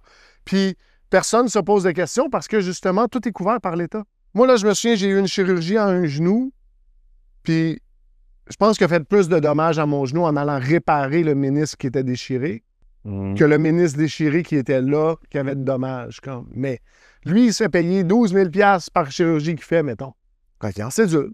Je rencontre le critère. Il dit, mais oui, on peut te faire une chirurgie. Alors là, il en cédule. Il fait 200 chirurgies par année. Il y a une femme que j'avais rencontrée qui, elle, n'était pas couverte par la RAMQ. Fait qu'elle avait reçu une facture de l'hôpital pour sa césarienne qui s'élevait à 22 000 $. Ah ouais. Puis il y en a que ça peut coûter plus, il y en a que ça peut coûter moins aussi, mais tout dépendamment de c'est quoi toutes les interventions que tu as. Puis c'est là où nous, en tant que citoyens, on se doit de se poser ces questions-là. Parce que ce que tu dis, là, c'est pas comme si la facture, elle n'existe pas pour chaque césarienne qui est faite. Tu sais, si tu me dis qu'une naissance sur 3 au Québec est une césarienne, combien il y a de naissances par année? On a-tu un chiffre, quelque chose? Non. Mettons que c'est 10 000. Tu sais, je sais pas si c'est trop, je sais pas, j'ai aucune idée. Le tiers de ça coûte 22 000. Tu sais, ce prix-là versus, c'est quoi l'autre? Tu sais? Mais c'est plus que ça, dans le sens que, tu sais, même si on pense pas à l'argent, en tant que société, ça a un coût immense. La manière que les bébés viennent au monde, c'est tellement important parce que c'est aussi la manière que les mères viennent au monde. Parce que la naissance, c'est une initiation pour le bébé, mais c'est une initiation pour la mère aussi, pour les deux. Oui. Moi, mon fils, il est né dans l'eau. Ouais. Puis, tu sais, mettons, tu m'arrêtes si je me trompe, mais, tu sais, la séquence, c'est la tête sort, puis après ça, le corps sort. Ça se fait pas, le bébé sort pas tout d'un coup, là. Fait que le bébé, il reste la tête dans l'eau. Ça dépend des naissances, ça dépend des bébés. Il y en a que c'est tout d'un coup, puis il y en a que c'est la tête, puis après ça prend plus de temps. Moi, j'ai fait un cours prénatal où il nous montrait la couronne, la couronne comme ça. Ouais. Fait que tu le veux comme ça, la couronne. Puis là, ça, c'est là que ça gosse. Puis c'est là, à un moment donné, bam, t'arrives à la couronne, oui, qui appelle le Ring of Fire. Parce que ça a l'air que c'est... En anglais, mais en français, c'est le couronnement. Ah, wow, tu vois, une différence spirituelle. Ouais, c'est ça. Parce que C'est la partie tough. ben, c'est la partie la plus grosse. Puis après ça, la tête sort. C'est plus gros que les épaules. Parce que ce qui se passe, c'est que tu m'arrêtes si je me trompe, mais la séquence normale, c'est la tête sort, puis il y a comme une rotation du corps, puis le bébé, il sort comme ça. Puis il vérifie toujours si les clavicules sont correctes, parce que des fois, il y a des bébés qui vont se casser. Ou s'ils restent pognés, ils vont casser la clavicule pour sortir le bébé, genre. S'il n'y a pas des grosses épaules. Peuvent très rarement, dans le très rare cas, mais c'est comme, mettons... Je t'explique ce qu'on m'a dit dans les cours prénataux. Oui, c'est ça. Absolument. Moi, quand mon fils est né, la tête est sortie, puis, tu sais, j'étais à genoux, tu sais. Puis, je suis en autonomie. Il n'y a pas personne qui est là entre mes jambes, avec ses mains dans mon corps. Il y avait du support, il y avait des gens autour. Tu n'étais pas toute seule. C'est une longue histoire. J'avais pas prévu raconter mon récit de naissance ici, mais... Tu l'as fait toi-même?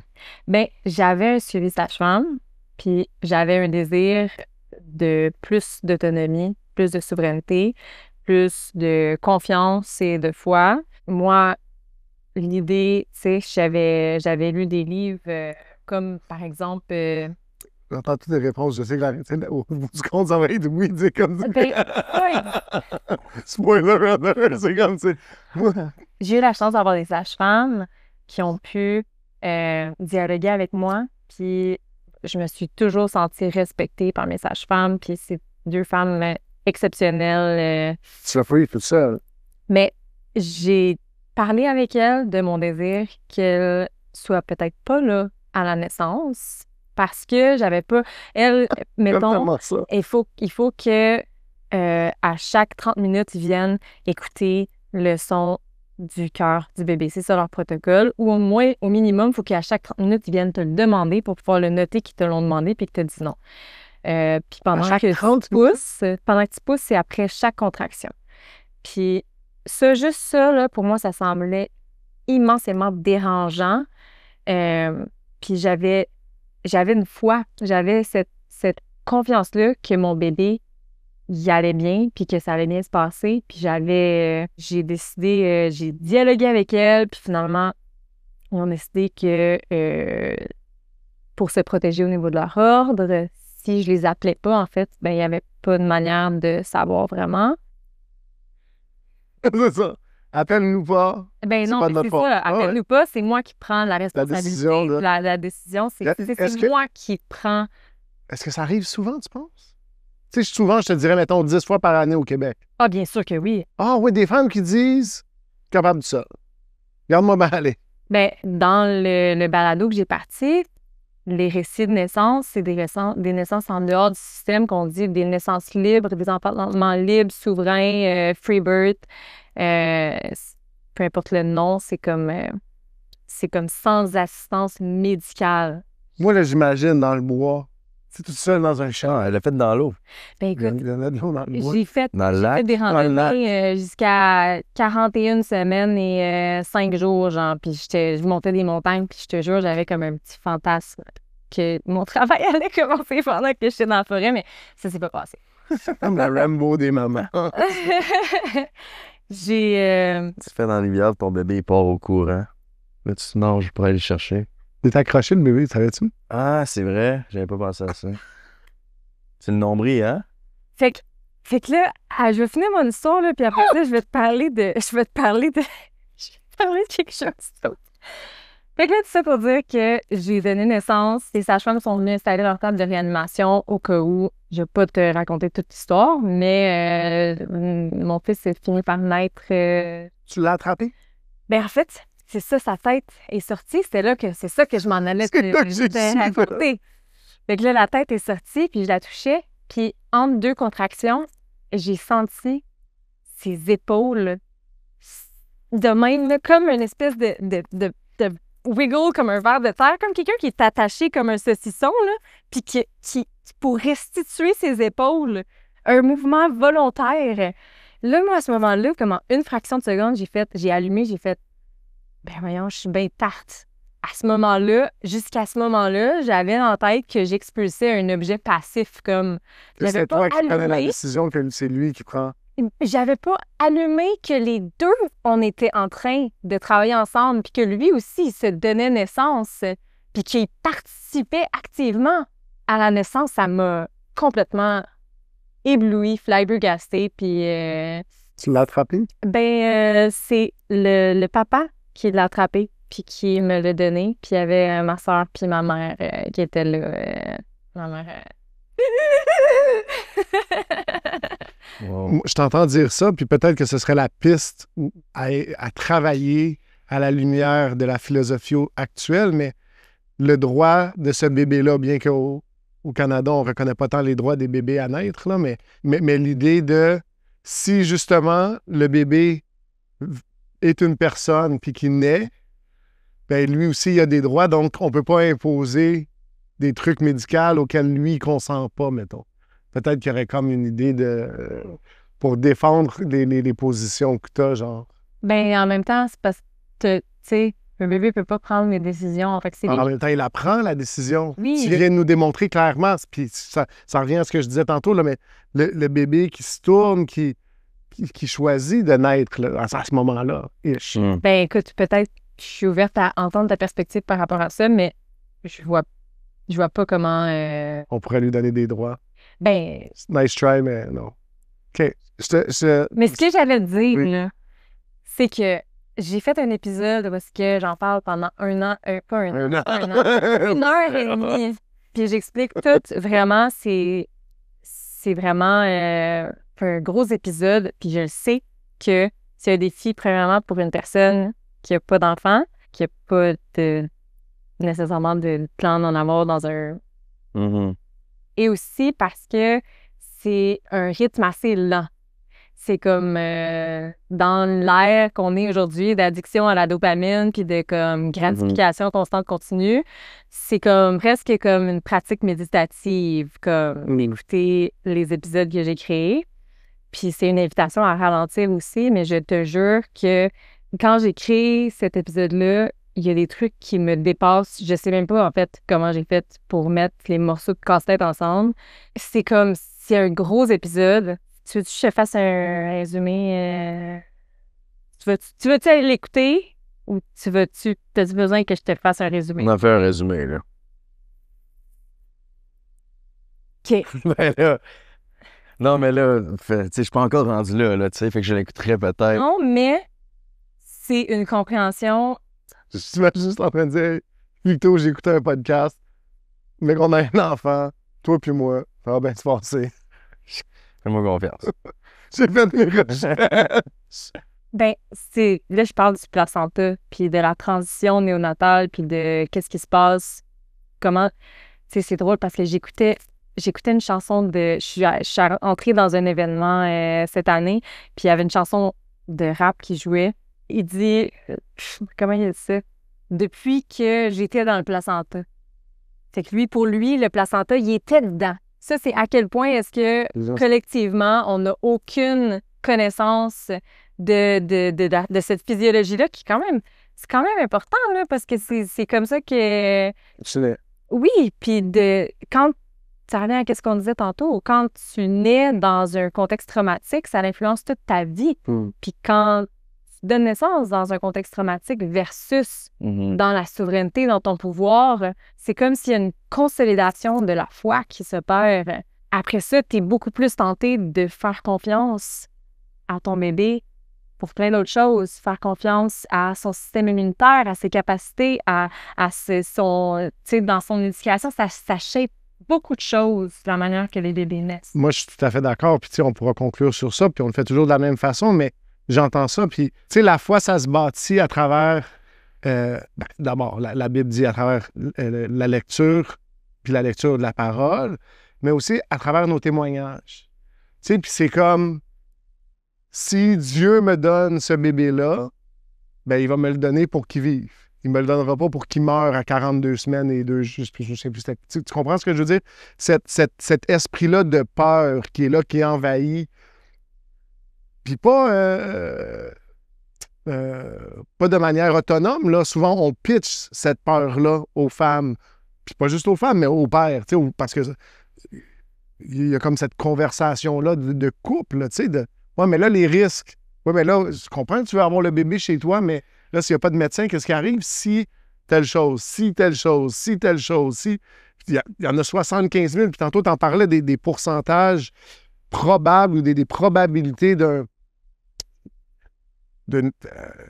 quelque chose qui tourne mal, tu sais, mais... Dans un contexte hospitalier. Oui, mais ce que je veux dire, mais si on a... Ben, j'imagine que ça existe aussi en dehors du contexte hospitalier, mais ce que je veux dire, c'est si on a foi que Dieu nous a donné ce bébé-là, qu'il l'a créé. Je te textais tantôt, puis je disais ça, tu sais.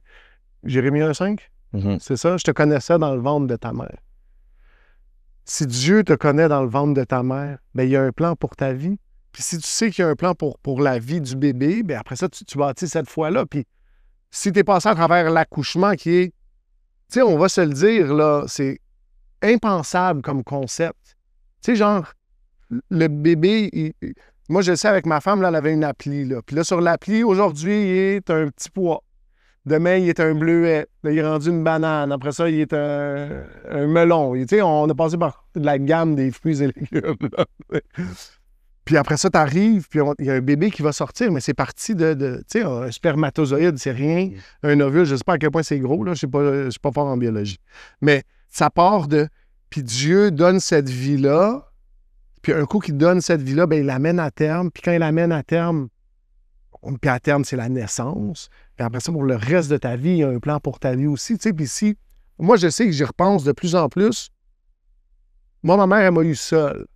Puis moi, j'accompagne ma femme, puis je vois... C'est pas facile d'être enceinte, là. C'est lourd.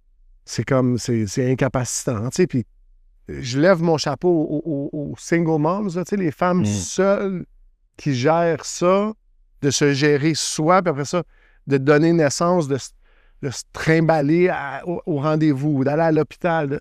Puis à chaque moment que j'entends mon petit bébé, tu sais, son cœur battre, là, la première fois que j'ai entendu, je regarde ma femme qui se fait examiner quand on va chez la sage-femme, puis je me dis, il n'y a pas si longtemps, ma mère était là. Puis c'était moi le bébé. Tu sais, puis là, tu regardes ta vie, puis ça te met tellement de perspectives, puis tu dis, tu sais, puis tu dis naître d'un trauma, tu sais.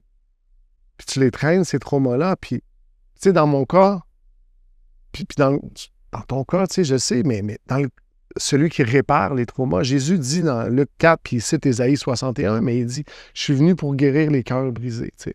Puis ça fait juste me ramener dans ce moment-là de foi. Dieu, en toute l'infinie beauté de la nature, de toute sa création, il a tout mis en place. Tu sais, on parlait du cordon ombilical. Tu sais.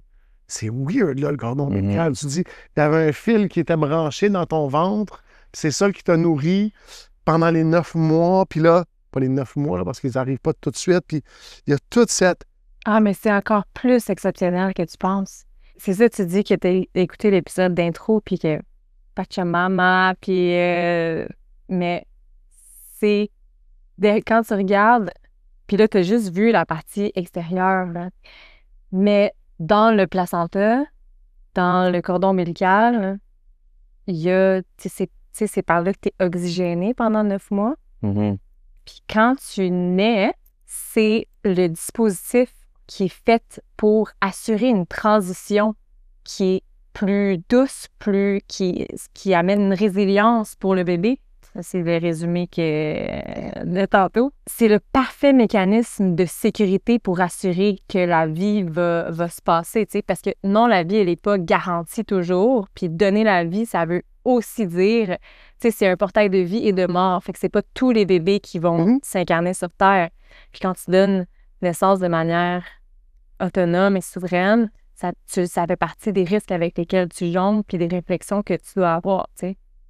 Mais c'est ça, là. Mais c'est ça. Puis quand tu regardes, par exemple, comment est-ce que le placenta fonctionne, comment est-ce que dans le sang placentaire qui continue d'amener de l'oxygène vers le bébé jusqu'à ce qu'il prenne une première respiration, puis qu'il envoie le signal au placenta d'arrêter sa job, puis que dans ce sang-là, il y a des cellules souches qui vont aller potentiellement, si c'était une naissance difficile, aller cibler les endroits où les cellules ont été endommagées pour assurer qu'il y ait le meilleur départ possible de vie, cet enfant-là. En plus de tous les autres mécanismes de sécurité qu'il y a pendant la naissance, tu ne peux qu'être dans un... Puis là, je te fais un résumé vraiment grossier. Là, on est parlé pendant 1h30. Mais tu ne peux qu'être en révérence devant cette intelligence-là, puis être un peu forcé d'admettre que de l'autre côté, il y a une espèce de hubris, de manque de révérence, de manque de respect, de penser que... D'ego. Oui, d'ego. Qu'est-ce qui se passe en ce moment quand il y a un bébé qui naît? T'es chanceux si tu réussis à te battre pour qu'il garde le cordon intact pendant comme 5 minutes. Puis s'il y a une complication, ils vont le couper encore plus rapidement. Alors que c'est les bébés qui sont compromis, qui ont le plus besoin de ce mécanisme de sécurité-là, puis de l'oxygène qui est continuellement... Une histoire que je raconte dans le balado, c'est une famille qui a un bébé que le travail se déclenche en 24 semaines. Puis 24 semaines, c'est comme... C'est comme ils peuvent faire des mesures pour essayer de maintenir la vie, mais tu peux aussi choisir, parce que les poumons sont pas encore prêts. Souvent, c'est comme le cut-off. Ouais, c'est ça. Puis eux, ils ont décidé d'accueillir la naissance à la maison, puis d'accueillir leur bébé à la maison. Puis ça, c'est une femme sage qui m'a raconté cette histoire-là, que j'ai mis dans le balado avec sa permission. Et les parents ont pu accueillir leur petit bébé de 24 semaines, le voir les yeux ouverts, le cordon connecté. Ils ont pu passer 1 heure avec le bébé qui continuait de se faire oxygéner parce qu'il n'a jamais pris sa première respiration. Ses poumons n'étaient pas prêts. Fait que le cordon, le placenta continue de faire sa job et les parents ont pu le rencontrer, ont pu connecter, ont pu l'envelopper d'amour, de douceur, ont pu être avec lui puis l'accompagner dans sa courte vie. Puis après environ 1 heure, le cordon s'est clampé, puis l'oxygène a arrêté de s'acheminer et ils ont pu accueillir la mort dans un contexte d'amour, de paix, de foi. Ça me touche beaucoup, puis ça me donne espoir, puis ça aurait été une très, très, très différente histoire si ses parents-là avaient décidé. Fait qu'il y a ça illustre le pouvoir du placenta, mais ça illustre aussi le pouvoir de la foi, puis des fois, tu sais, puis une espèce de sagesse aussi, tu sais, d'honorer le fait, puis là, je parle juste pour moi, là, mais moi, cette histoire-là m'a beaucoup touchée, puis, tu sais, je me dis, si jamais je vivais quelque chose de semblable, j'aurais envie que ça aille ces couleurs-là, tu sais. Moi, j'ai vu une fille sur Instagram qui raconte toute la chronologie. Elle s'est fait avertir que son bébé était mort. Puis elle vit toute la grossesse, puis elle accouche du bébé mort parce qu'elle voulait vivre l'expérience au complet, dans le fond, puis elle lance. C'est un parallèle un petit peu, pas exactement le même type d'histoire, tu sais. Si j'entends ce que tu dis, puis c'est ça. Puis je reviens à juste cette création-là qui est parfaite, qui est comme... Puis c'est ça. Je te dirais, tu sais, je suis dans cette saison-là où je réfléchis de plus en plus, puis je me dis, je sais pas comment les gens y arrivent avec la théorie de l'évolution, que comment ça serait passé de ça à ça, à ça, à ça, à ça, à ça, tu sais. Puis, fait que, tu sais, mais cette idée-là de créateur divin, de... Mais moi, pour moi, les deux sont pas incompatibles nécessairement, tu sais. Okay. Dans le sens que la théorie de l'évolution, de qu'est-ce qui permet de rendre meilleure la création, va se transmettre par les gènes, tu sais. Dans le sens que pourquoi est-ce que ça n'aurait pas pu se construire à travers les années, ce mécanisme-là? Ben, c'est une complètement différente conversation, mais comment ces choses-là se bâtissent de une à l'autre, tu sais, comment... Juste cette idée-là d'évolution, mais comment on arrive à un mâle puis à une femelle, puis comment le mâle rencontre la femelle, puis comment ils ensemble... T'sais, moi, je me souviens, j'avais fait une vidéo, là, tu sais, puis je dis, si tu descends des singes, comment ça se fait que les singes te font plus de cousins, tu sais? Mais, non, c'est comme... C'est drôle, on descend d'un singe, mais il n'y a plus personne qui descend des singes. Mais cette idée-là de tout fonctionne ensemble. Si tu enlèves une partie, ça ne marche pas. S'il n'y en a pas de cordon ombilical, le fœtus, il ne survit pas. S'il n'y a pas tout l'appareil des deux côtés, c'est pas... Fait que ça peut pas... Ça présume... C'est ça, c'est présomptueux, parce que c'est ça pour moi la théorie de l'évolution, mais ça présume qu'à chaque étape, tout a évolué un avec l'autre. Moi, j'écoutais quelqu'un, puis la personne, elle disait, OK, qu'est-ce qui est arrivé, les fleurs ou les insectes en premier? Qui a pollinisé les fleurs s'il n'y avait pas d'insectes? S'il y avait... Ça ne marche pas. La prémisse, là, est comme... je réduis, puis je simplifie les choses, mais c'est... Encore, toutes mes références sont comme Instagram, mais c'est le gars qui arrive avec des biscuits, tu sais. Puis là, l'autre, il rentre, puis il dit « Ah, t'as fait des biscuits. » Il dit « Comment oses-tu prétendre que j'ai fait des biscuits? Puis comment tu peux pas penser que la farine s'est mélangée aux œufs, puis qu'on a mis des pépites de chocolat là-dedans, puis que ça a glissé dans le four à 350, puis c'est sorti 8 minutes plus tard. » C'est comme... Ça a l'air invraisemblable. Mais que tout le monde s'est créé comme ça, c'est comme... Ça, tout le monde dit « Ah ben oui, c'est sûr, c'est ça. » Puis tu sais, je pense qu'à la mesure où on choisit de remettre en question toutes ces idées-là, qui sont pas mal contemporaines, à justement toutes ces théories médicales-là que tu remettais en question tantôt, tu sais. Je pense que si on revient puis qu'on prend pour acquis ce Dieu-là créateur, puis le problème que les gens ont, c'est qu'ils ne voient pas un Dieu bienveillant. Un Dieu tout-puissant, omniscient, créateur bienveillant, qui cherche dans son amour à avoir une relation avec nous. Si on n'est pas capable de revenir à ça, on s'est égaré pour moi de la vérité. Puis on finit chaque épisode de la même façon, mais on offre cette opportunité-là de dire « Je reconnais qu'il y a un Dieu créateur, omniscient, omnipotent, omniprésent, bienveillant, qui m'aime moi, là, pas qui aime en général les gens, puis non, mais qui aime toute la création, puis qui donne une opportunité, malgré nos fautes, malgré nos erreurs, de se réconcilier à lui, tu sais. Si on vient puis on ouvre nos cœurs à ça, puis là, on se dit, mais comment j'ai réussi à approcher ce Dieu-là? C'est là où on voit la beauté du sacrifice de Jésus, mais c'est à travers son sacrifice, si on a la foi en lui, si on a la foi en l'amour de Dieu qui est prêt à envoyer son Fils unique. Puis je dis ça à la lumière d'un père. Tu sais, je sacrifierais pas, si je t'aime, je sacrifierais pas mon fils pour toi. Tu sais, puis la Bible dit ça aussi, tu sais. Rarement quelqu'un va mourir pour une bonne personne. Imagine encore plus pour une mauvaise personne. C'est cette conception-là. Puis Dieu a rendu ça tellement facile, mais tellement difficile parce qu'il faut ouvrir nos cœurs puis le recevoir. Mais on le reçoit comment? À travers une prière. La Bible est claire, ça dit « Quiconque invoque le nom du Seigneur sera sauvé ». Je suis rentré dans un débat. Je me suis ramassé dans une histoire de Facebook, une autre histoire, mais un monsieur, on en reparlera peut-être à un moment donné, mais les gens qui croient pas au salut, puis c'est ça, puis il y a tellement de gens qui essayent de rendre les choses compliquées, mais Dieu a rendu les choses simples pour nous, il nous demande d'avoir la foi. C'est par la foi qu'on plaît à Dieu, puis on plaît à Dieu comment? En croyant qu'il existe, puis qu'il récompense ceux qui le cherchent avec diligence. Mauvaise traduction, mais c'est ça. Fait que, si tu nous regardes, toi, je te fais l'invitation, mais si tu as le goût de recevoir ce don-là à travers Jésus, ça se fait simplement à travers une prière. Puis c'est juste de reconnaître d'abord qu'on est un pécheur, de se repentir, donc changer de direction. Puis après ça, de confesser Jésus comme notre Seigneur, notre Sauveur. Si tu veux le faire, si tu nous regardes à la maison, j'espère que la caméra que je suis, si tu veux faire la prière avec nous, tu sais, ou si tu veux le faire après aussi, tu sais. Ben, c'est parce qu'on en parlait tantôt avant que tu arrives, tu sais, puis il m'a demandé où est-ce que moi je me situais par rapport à ça, parce que vous êtes un balado chrétien. Bon, on est deux chrétiens, ouais. Ouais, c'est ça.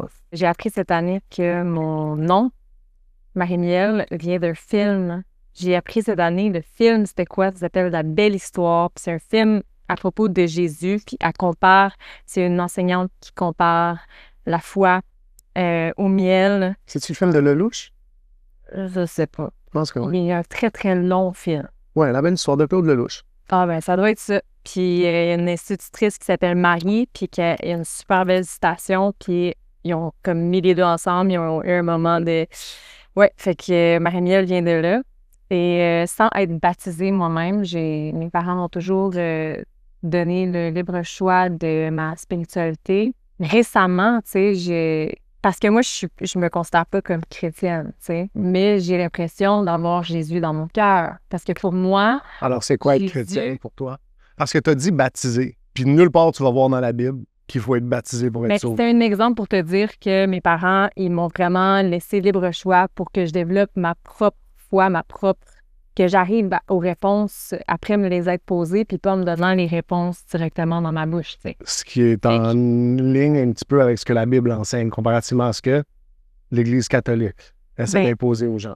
Tant mieux, c'est ça que j'ai dit. Ma grand-mère, j'ai dit, je peux pas critiquer quelque chose que j'ai pas lu, fait que ma grand-mère, elle va me donner une Bible. Fait que ça, c'est la première chose. Mais comme je te dis, c'est ça, j'ai l'impression de déjà avoir Jésus dans mon cœur, ce que pour moi représente Jésus, qui est un exemple, en fait, de l'humanité. Ce que s'il y a une source créatrice qui existe, c'est ce qu'elle voulait qu'on devienne, nous. Puis c'est un exemple à suivre en termes d'amour inconditionnel, de pardon, de compassion, de tout. Puis c'est pour ça qu'il y a beaucoup de valeurs chrétiennes qui résonnent énormément avec moi, puis que je me ramasse à avoir plus, des fois, de choses en commun avec des chrétiens qu'avec des gens qui sont dans... D'autres courants de pensée. Oui, dans l'hégémonie, puis qui remettent rien en question, puis qui ont comme... Tu sais, je t'entends parler de Jésus, puis je te dirais, tu as une partie de qui Jésus est, tu sais. Mais l'autre partie, c'est ça, c'est de comprendre. Philippiens 2 nous dit, Jésus, qui était égal à Dieu. Je pense que ça va te toucher peut-être plus puissamment que beaucoup d'autres, mais a choisi de prendre la forme humaine. Dieu choisit de devenir homme, avec un H majuscule, mais de vivre tout ça. Tu parlais de ton garçon qui s'est brassé les épaules. Jésus a vécu ça. On parle d'une naissance humble. C'est ce que tu me décrivais, tu l'as eu toute seule. Regarde le récit biblique. Elle est dans une étable. Certainement. Avec même pas son mari encore. C'est un enfantement libre, la naissance de Jésus. Mais tu comprends? Fait que t'es dans un courant de pensée divin. Jésus qui choisit de naître en tant qu'homme. De Dieu qui choisit de naître en tant qu'homme. Jésus dans la chair. Puis on voit là-dedans toute l'humilité. Pourquoi? D'abord parce qu'on a besoin d'un sacrifice parfait pour pouvoir venir à Dieu. Puis sans que ce soit le Fils de Dieu, c'est pas le sacrifice parfait. C'est un beau sacrifice. Ce que tu décrivais, là, c'est un maudit bon gars, bel enseignement. Wow, quel idéal! Mais c'est plus que ça. Mais donc, d'abord, parce qu'on avait besoin de ça. Mais après, j'ai l'impression que c'est une des lettres de Pierre. Fait que première Pierre, 2 Pierre, peut-être je me trompe. Mais il compatit avec chaque chose qu'on a vécue parce qu'il a lui-même vécu la vie humaine. Il n'y a rien que toi, tu vis qui est étranger à Jésus. Il n'y a rien que quand tu viens à Dieu, il dit « Ah, je ne peux pas te comprendre. » Tu sais, d'autres religions, d'autres courants de pensée vont te vendre un être suprême auquel tu ne peux pas atteindre. Mais c'est comment tu vas avoir une relation avec quelqu'un que tu ne comprends pas? Ou quelqu'un que toi, tu peux avoir que lui, tu ne comprends pas. Mais Dieu, chaque fois que tu viens à Dieu, moi, j'ai un moment dans ma vie où, pas une souffrance physique, mais émotionnelle, psychologique profonde. Puis j'étais déjà avancé dans ma démarche chrétienne. Puis je priais, puis j'étais assis en train de pleurer. Puis j'ai dit, Dieu, pourquoi ça fait si mal que ça? Dans un moment de désespoir, tu sais. Puis j'ai entendu Dieu me dire, maintenant tu comprends un petit peu ce que j'ai vécu. En anglais, you get a glimpse, tu as une lueur de ce que j'ai vécu. Parce que peu importe la souffrance qu'on vit, si on la compare à ce que Jésus a vécu, peu importe la souffrance qu'on vit, on peut la ramener à une cause qui, de près ou de loin, nous est propre. Right? Qui est de dire, ben, j'ai rapport un peu là-dedans. Tu comprends ce que je veux dire? J'ai pris au moins une mauvaise décision dans ma vie. Peut-être que je le mérite. Jésus méritait aucune des souffrances qu'il a vécues. Tu as cet homme-là, à la fois homme, à la fois Dieu, comme la Bible nous dit, qui choisit de venir sur terre, mourir pour nous. Puis quand on comprend ça, notre cœur est changé puis est transformé. Tu dis, tu as Jésus dans ton cœur, puis je te dis, tu as Jésus dans ton cœur, puis tu n'as même pas rencontré, tu as juste entendu parler, genre. Tu comprends ce que je veux dire? Tu n'as même pas toute l'image puis la compréhension de qui Jésus est. Mais c'est pour ça que moi, je pense qu'il y a peut-être quelque chose d'universel parce qu'il y a beaucoup de conclusions à laquelle tu pourrais arriver puis que quelqu'un qui est chrétien pourrait arriver, que je porte à l'intérieur de moi, tu sais. Mais j'ai de la difficulté avec l'aspect dogmatique qui est comme une lecture unique du christianisme, puis aussi, tu sais, comme on en parlait tantôt, avec toutes les fois où cette lecture-là ne s'est pas faite rempart du bien, tu sais, comme elle au contraire, tu sais, ça a été instrumentalisé plusieurs fois pour les pires horreurs imaginables.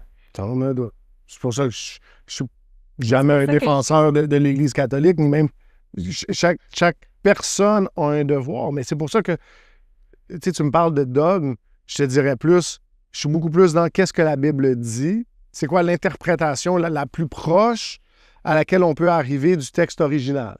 Si je suis capable d'avoir une compréhension puis faire une interprétation appropriée de ce que le texte original veut dire, plutôt que ce que je voudrais que moi ils disent. Tu sais, donc on passe de l'exégèse, qui est de retirer le sens, versus l'exégèse, qui est comme d'insérer un sens. Mais si on sort le sens, de ce sens-là, on peut sortir des principes. De ces principes-là, on peut sortir des applications à nos vies. Les principes, les applications peuvent varier. Tu sais, je veux dire, j'essaie de penser à un passage, puis il n'y a rien qui me vient à la tête, mais il y a des choses qui s'appliquent différemment en différentes saisons de nos vies puis de l'histoire.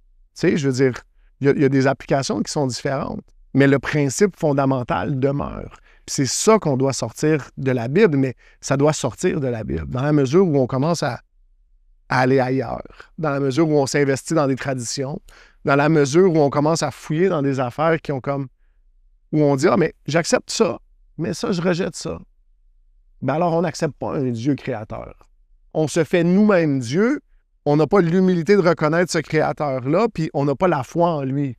Puis je reviens à où j'ai commencé. Si tu n'as pas foi en Dieu, tu ne peux pas plaire à Dieu.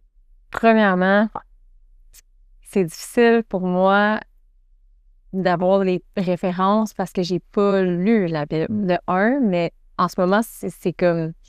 Je pense que c'est un point sur lesquels on a une discordance, tu sais, moi, je le vois comme si, tu sais, il y a une vérité et peut-être que le christianisme, c'est une voie d'arriver à cette vérité-là, mais je crois que s'il y a une puissance créatrice suprême, elle a déjà mis les clés à l'intérieur de nous sans avoir besoin de ce livre-là qui, honnêtement, est-ce qu'il est complet? Est-ce qu'il y a des passages qui ont été enlevés historiquement parce que c'était convenient à ce moment-là? Moi, je vais répondre à ta question comme ça. Le livre lui-même dit que tu n'as pas besoin du livre pour savoir que Dieu existe. La création témoigne elle-même de Dieu. Personne, c'est dans Romains quelque part, personne n'a une excuse parce que la création témoigne elle-même de Dieu. Il n'y a personne qui peut dire « Ah, il n'y a pas de Dieu ». Parce que il faut que tu le reconnaisses. Puis après ça, le devoir qui nous appartient, c'est de dire, mais qui est ce Dieu? Puis c'est là où les gens, qui tantôt t'en parlais dans un autre contexte, mais abdiquent leurs responsabilités. Puis les gens disent, ah bon, ben, moi j'aime bien ce Dieu-là parce que ça me permet de faire ce que je veux, puis ça me supporte dans tous mes choix. Fait que j'embarque là-dedans. Il n'y a pas de recherche. C'est à mode, tout le monde suit ce courant-là, j'embarque. Il n'y a pas de choix, il n'y a pas de réflexion. Tu parlais de vérité, Jésus dit lui-même, The way, the truth and the life. Je suis le chemin, la vérité et la vie. Nul ne va au Père sans moi. Puis c'est ça, mais il y a un devoir. Fait que je t'invite à faire le devoir. Il y a des gens qui vont être touchés par le Saint-Esprit, en humilité, vont venir là. Puis il y a des gens qui, en rigueur intellectuelle, vont dire, tu sais quoi, non, je veux en savoir plus. Puis je te dirais, il n'y a rien de mal d'un bord comme de l'autre. Il n'y a pas un salut qui est mieux ou plus significatif que l'autre. Tu sais, Jay raconte son histoire, mais 4 mois, tu as lu la Bible seul. C'est l'exercice qu'il a fait. Il y a des gens que je connais qui connaissent rien. J'ai un musulman qui s'est arrêté sur un coin de rue. J'y ai jamais parlé. Il s'est mis à me regarder. J'ai dit, veux-tu prier avec moi? Il a prié avec moi. Le Saint-Esprit l'a convaincu qu'il devait prier cette prière-là. Chacun a son expérience. Mais la réalité demeure. Puis je pense qu'on va arrêter ici sur ça. Puis tu pourras la prier si tu veux, puis ne pas la prier après. Mais ce que je t'inviterai à faire, c'est si tu dis j'ai Jésus dans mon cœur, puis je veux te connaître plus, prends un pas vers lui. Si lui, il est venu dans ton cœur, ouvre ce cœur-là à lui, puis fais confiance au Saint-Esprit qui va venir, qui va te révéler des choses, qui va te parler, puis qu'à la mesure où tu vas lire, les choses vont devenir plus claires. Jésus dit la foi des enfants. C'est ça qu'on devrait avoir. Une foi comme un enfant. Un enfant, tu lui dis, viens, on s'en va là-bas. Nous, les adultes, on dit, ouais, mais là, attends. À quelle heure qu'on s'en va? C'est quoi? C'est où? Quand est-ce qu'on revient? As-tu l'air climatisé? On a 1000 questions avant d'embarquer. Mais Jésus nous invite à être comme des enfants. Tu me dis que tu as un petit garçon qui a 4 ans. Il est à peu près dans cet âge-là de foi ultime. Si maman il dit, demain, il va pleuvoir des bonbons, il va se lever plus de bonne heure demain matin, tu sais. Il y a une foi. Mais je ne veux pas te presser, puis je ne veux pas que tu te sentes pressé. Mais je t'invite à faire ton devoir de rigueur intellectuelle tout en gardant ton cœur ouvert. Parce que la parole, c'est pas juste un livre, c'est une parole vivante qui touche notre cœur. Puis, fait que si tu veux prier avec moi, tu peux prier. Sinon, si tu nous regardes, puis toi, tu veux prier, la prière est simple, on la fait à chaque semaine, mais c'est, comme je disais, reconnaître qu'on est un pécheur, se repentir, donc changer de direction, puis reconnaître que Jésus est notre Seigneur et notre Sauveur. La Bible est claire, Romains 3, 23, 6, 23, puis 10, 13, 14 peut-être. Seigneur Jésus, viens dans mon cœur, lave-moi, purifie-moi, rends-moi libre. Merci Jésus, parce que tu es mort pour mes péchés. Je crois que tu es ressuscité, que tu reviendras bientôt. Remplis-moi du Saint-Esprit. Et je vivrai pour toi. Tous les jours de ma vie. Je viens de donner les références. Si tu as prié cette prière-là, la Bible est claire. Tu es une nouvelle créature en Christ. Des Corinthiens 5-7. Let's go. Écris-nous, si tu veux. Envoie-moi un DM plus à moi qu'à Jay, parce que Jay... Je suis pas fort, c'est DM, hein? Pas fort, c'est DM. Il y a un gars que je t'ai envoyé la photo. J'ai répondu. Il m'a renvoyé un autre texto, il dit Jay, moi jamais répondu. Je sais, je suis pas fort, c'est DM. Mais un gros merci. Si vous voulez entendre plus sur le sujet, il y a ton balado, c'est quoi le nom? Excuse-moi, je t'ai posé. Fini ma bouchée. Pendant ce temps-là, nos Instagrams sont écrits juste ici. Ils sont aussi dans la description. Pour de vrai.talk show, c'est là que ça se passe. Vous nous encourager. C'est une bonne façon de partager les Reels et tout, les TikTok. Continuez à partager ça. Envoyez ça à vos membres de famille, vos amis, vos proches. Si vous sentez qu'ils ont besoin d'entendre le message. Puis c'est pas mal tout. Si vous voulez le voir d'avance, Patreon. Ouais, ça c'est gros. La meilleure façon de nous encourager, c'est vraiment Patreon. On sort tous les épisodes 6 semaines d'avance. C'est faire ça. Pour vrai? On est la situation. Ouais. Je pense qu'on est rendu à 7 semaines d'avance. On est rendu à 7. Mais le balado s'appelle Naître en lumière. Puis c'est ça, j'ai fini ma bouchée. C'est ça le nom des réseaux sociaux aussi. Partout. En un mot? Naître en lumière. En un mot. Fait qu'il n'y a pas de point, il n'y a pas d'underscore. Naître en lumière. Sur Instagram, c'est des underscores. Underscore, OK. Puis Facebook. C'est facile de trouver du stock de nos jours. Naître en lumière, tu vas le trouver, je suis convaincu. Ça aussi, c'est un peu. Alright. Bon ben, gros merci d'être rendu jusqu'à la fin puis de tourner cette semaine. C'était tout pour nous, pour de vrai. Ciao.